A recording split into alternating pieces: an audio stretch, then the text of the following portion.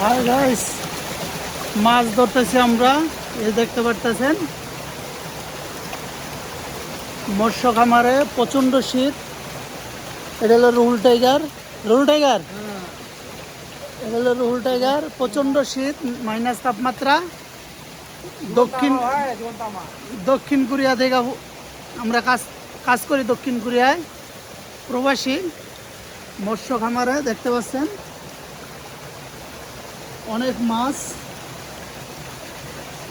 এই মাছ ধরতেছি আমরা।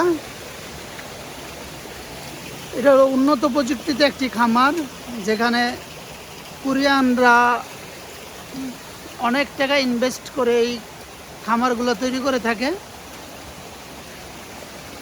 সাগর এই পাশে, সাগর থেকে এই যে এই পাশে দেখতে পারতেছেন, এই পাশে এই ওয়ালের ওপাশে সাগর।